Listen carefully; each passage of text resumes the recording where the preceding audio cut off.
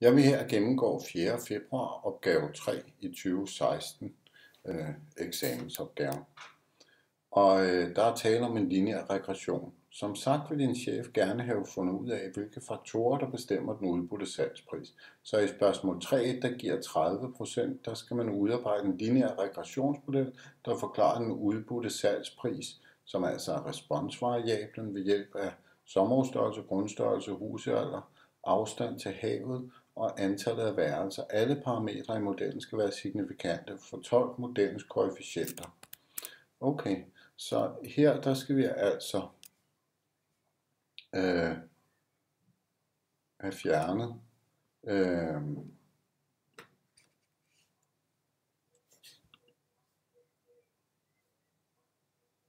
efter en for en have fjernet de ikke.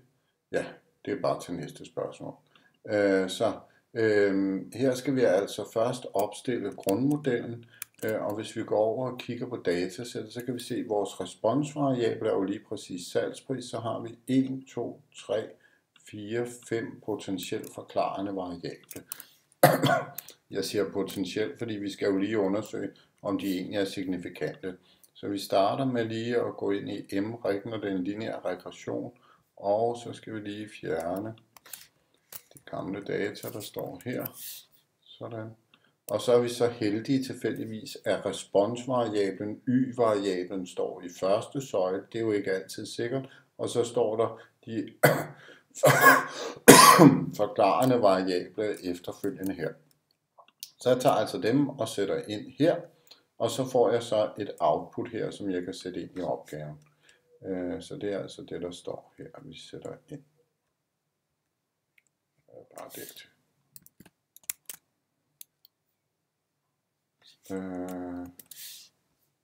Og så nu står der ikke så meget om, hvad vi skal gøre, men det er 30%, vi kan hente på opgaven. Vi har altså 3 gange 12 minutter, 36 minutter, så lad os gøre noget ud af at skrive det lidt pænt op. Så vi kunne starte med at skrive, hvad vores variable skal hedde, så jeg tager lige her og kopierer dem her ned.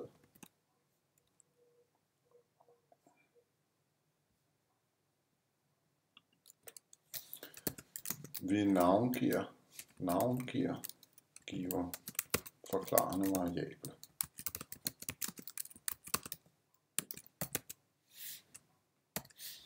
Så den første her, der hedder sommerhusstørrelse, den kunne vi jo kalde husstørrelse, hus-str.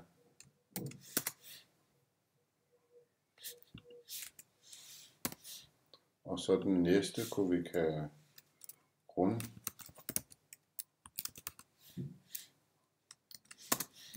Og så alder her.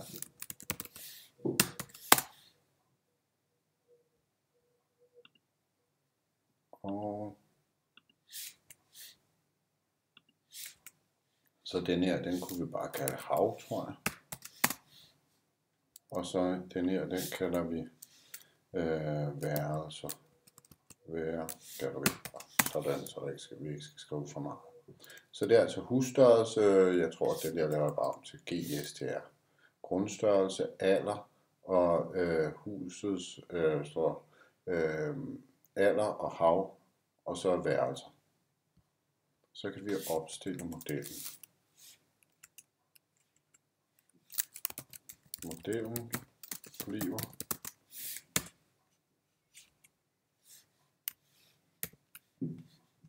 og der kunne vi så skrive, hvis jeg skriver hat, sådan, så behøver jeg ikke at skrive noget fejlet, eller så skal jeg ikke skrive noget fejlet epsilon, og så her, der vil jeg så skrive beta,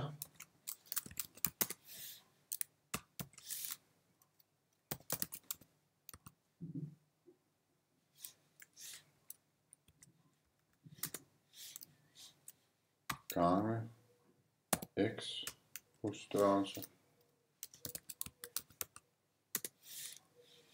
plus, ja, og så kan jeg egentlig bare kopiere det her, så er det lidt nemmere. Så denne retter jeg altså til GSTR GISTR.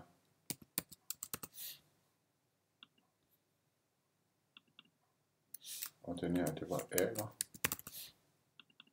Og alder. Og så den her, det var hav.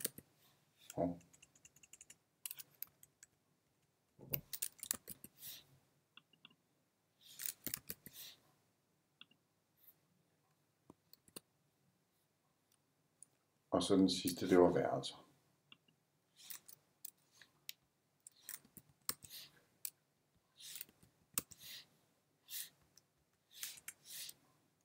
Sådan.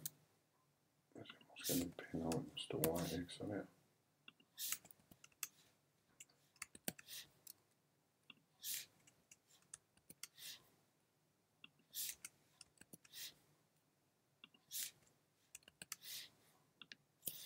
Så står det flot.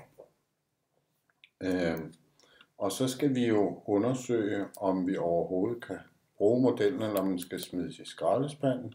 Så vi tester, om modellen har signifikante. Jeg tror også, det her kommer hurtigt til at fylde noget, så jeg tror, jeg rykker svaret ned her.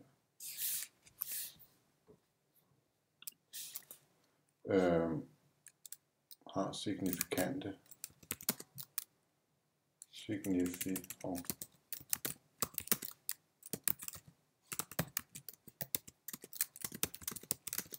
Med et F-test.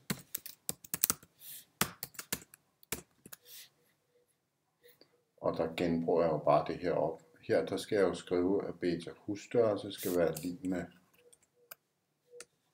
de andre betaer, som skal være lig med 0. Så jeg skal lige have slettet de x'lede herinde.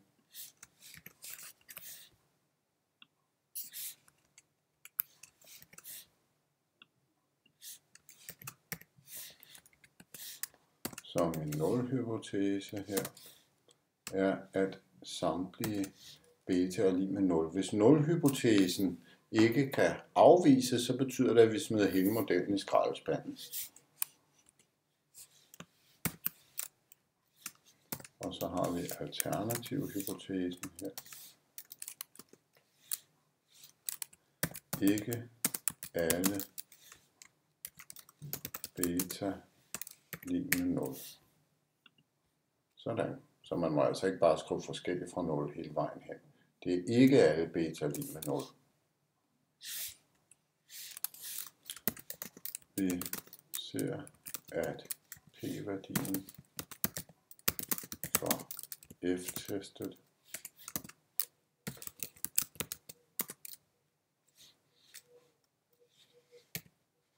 er 0,0006.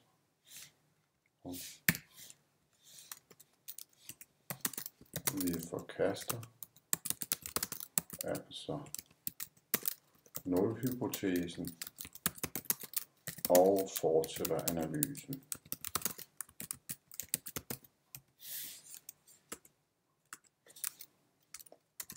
Vi fjerner eventuelle variable, der ikke er signifikante ved trinvise t-tests.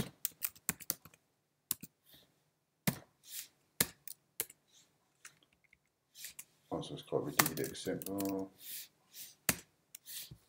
Og så tager vi den første her, hvor at grundstørrelsen, den er jo, når jeg kigger på p-værdierne herude, så er det den med størst p-værdi, så det er altså den, jeg først vil fjerne fra modellen. Så det er den, jeg lige skriver op her.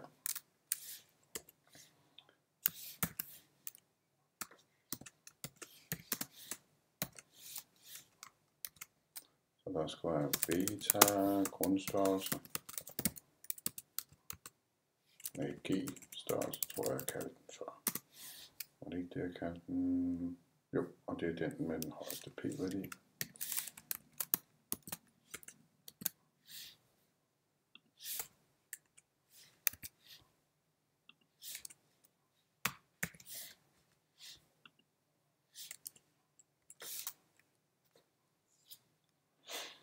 Sådan.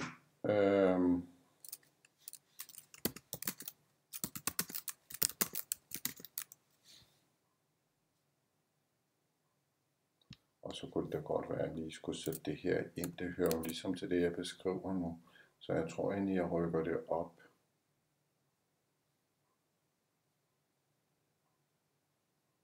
Her. Sådan.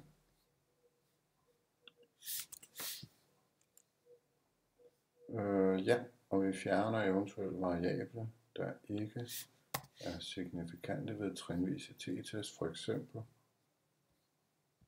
Vi får her en p-værdi.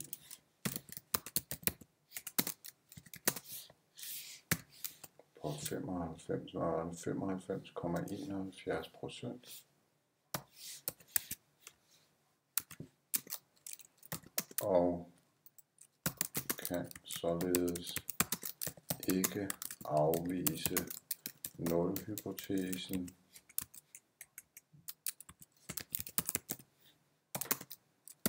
vi fjerner altså grundstørrelse fra modellen, da denne ikke har signifikant effekt.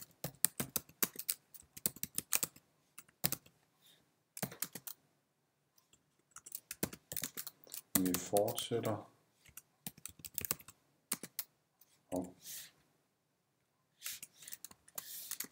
fortsætter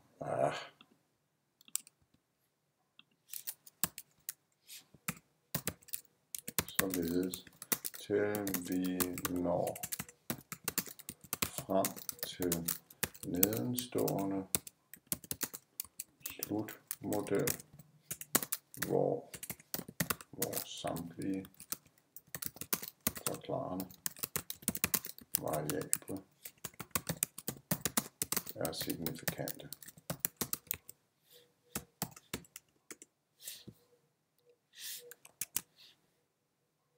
Og så skal jeg jo så lige sørge for at fjerne variabler, så jeg kommer frem til en slutmodel, hvor alle er signifikante. Grundstørrelse skal jeg først fjerne, så jeg tager de 3 forklarende variabler bagved og kopierer oveni, så har jeg lige pludselig 2 gange antal værelser, så fjerner jeg den bagerste der.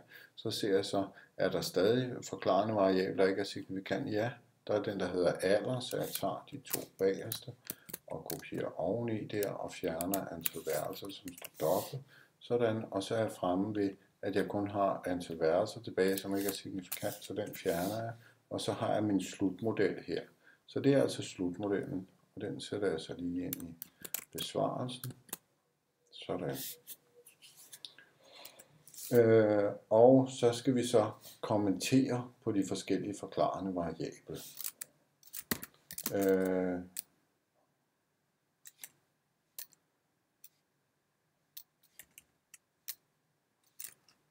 Teoretisk og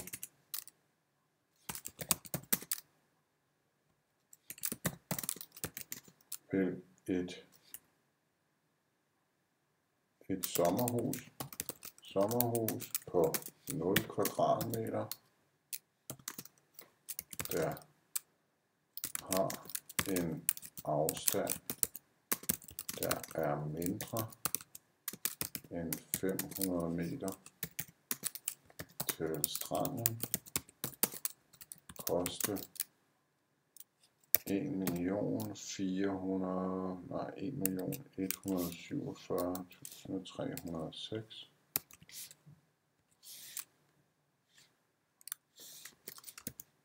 kroner ifølge modellen. Bemærk, vi har ingen observationer i dette interval.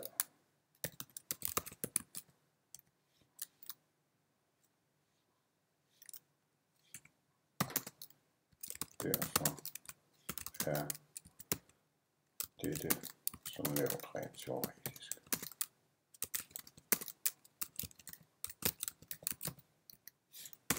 Og så siger vi så, med hensyn til sommerhusets størrelse. Når sommerhusets størrelse vokser, altså den forklarende variabel vokser med 1 kvadratmeter, vokser salgsprisen med 3.998 kroner. Når sommerhusets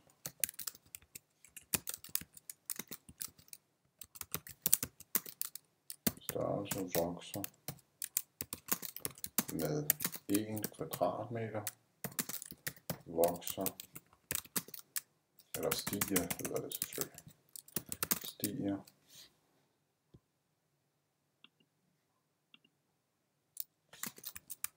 salgsprisen med 3.798 kroner. Når sommerhusets størrelse vokser med 1 kvadratmeter her, stiger salgsprisen med 3.798 kroner. Så skal vi nok lige sætte. Og det er altså en af dem, de her tolkninger, det er noget, der er meget vigtigt. Det er sådan noget, som sensor han typisk sidder og kigger på, specielt den næste med dummy.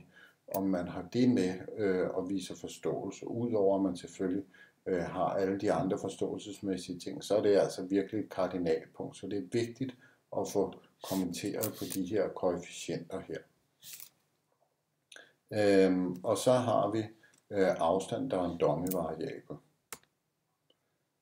Afstand til strand er en dummy-variabel.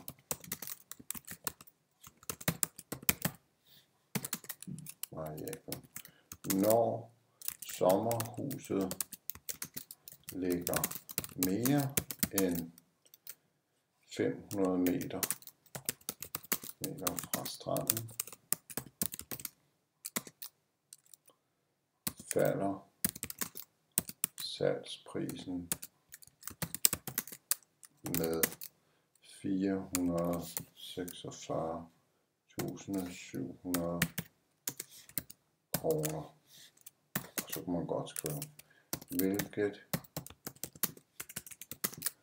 giver god mening, da sommerhuse tæt ved vandet er attraktive.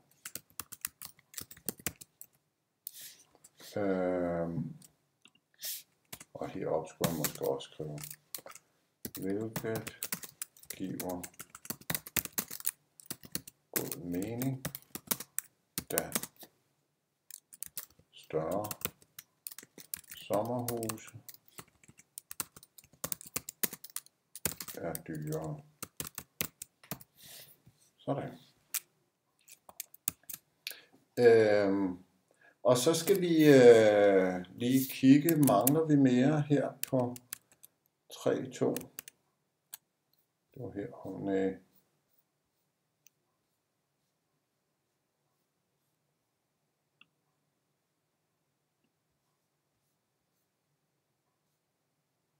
alle parametre skal være. Ja. Så er det fint. Og så skal vi se her. Kan din chef bruge modellen til noget som helst? Hvorfor ikke? Okay, så her fisker man lidt efter R kvadreret, så den behøver vi ikke at fortælle om heroppe. Og så skal jeg lige huske at highlighte denne her også.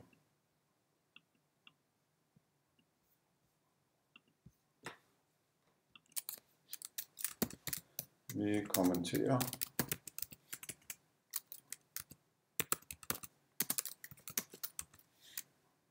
På R kvadreret. Justeret. I spørgsmål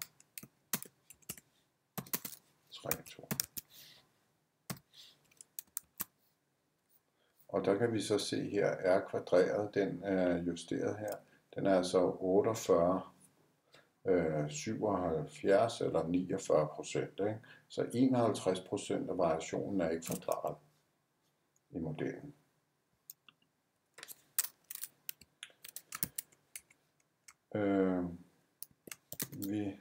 ser, at 49% af variationen i responsvariablen er forklaret ved de to forklarende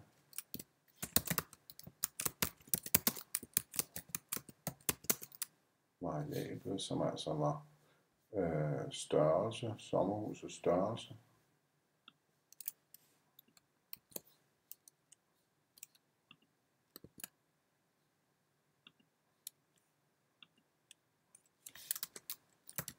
og afstand til vand.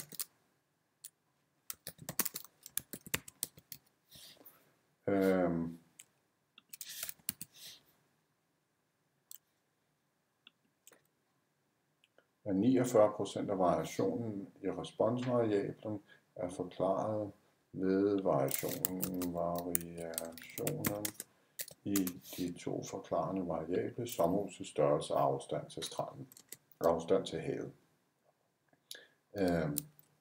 Og så kunne vi godt skrive 51% af variationen i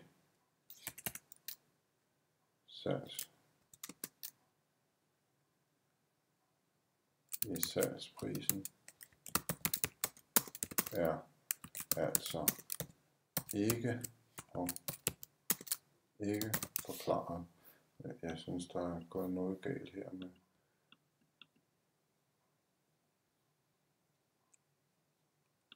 sproget har lige ændret sig fra dansk til engelsk. Sådan. 51% af variationen i salgsprisen er altså ikke forklaret i modellen.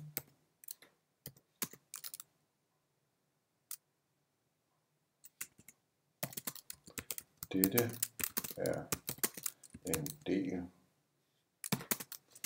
Dog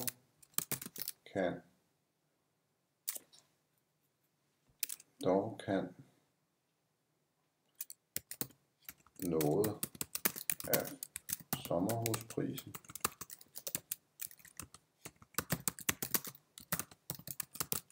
forklares af de to variabler, der klart er signifikante.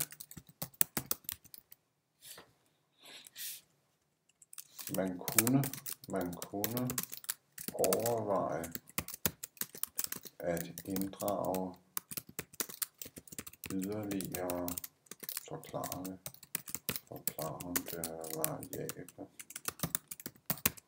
variable,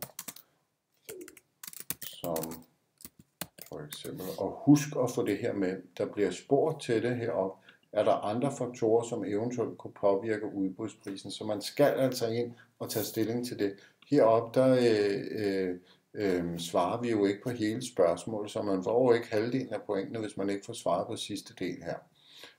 Og der skal man så huske på, jamen hvad er det, vi har at gøre med? Vi ser jo kun på sommerhuset i Ringkøbing-Skjern i en bestemt tidsperiode, så det er sommerhus, der er udbudt til salg nu. Så det er ikke et argument at begynde at tale om før og efter finanskrisen, for det er jo et dynamisk argument, hvor vi ser på, hvad skete der for 5 år siden i forhold til nu. Så det skal vi altså ikke bruge som forklarende variabel. Det vil ikke kunne fortælle noget om, hvorfor priserne er forskellige på de her sommerhus, der er til salg lige nu. For de er jo alle sammen på nøjagtigt samme udbud på nøjagtigt samme tidspunkt. Så ikke noget med finanskrise her. Men det man kunne gå ind og kigge på, det var sådan noget som for eksempel, hvornår er de sidst moderniseret, har de spapool, har de nyere bade og så videre. Alle sådan nogle variable kunne være interessante. Der er også blevet nævnt noget med solceller, er der swimmingpool og så videre.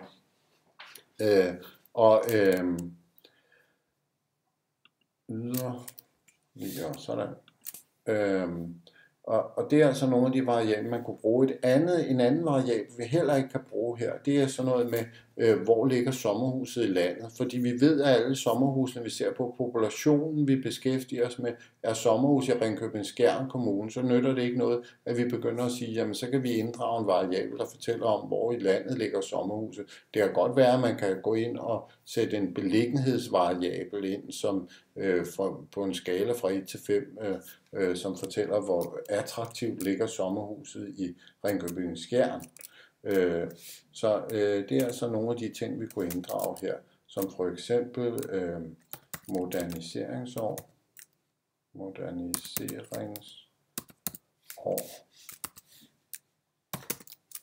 energimærke,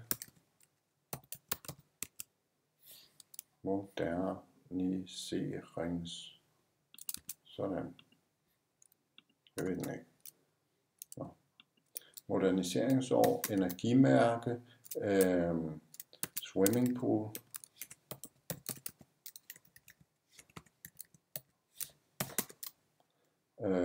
og spa,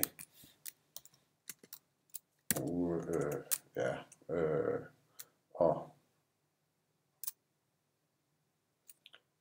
beliggenhed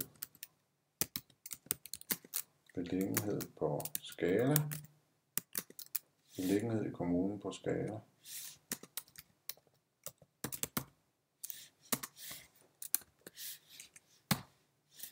Så det var nogle eksempler på noget, man kunne skrive. Så fik vi svaret på den opgave også.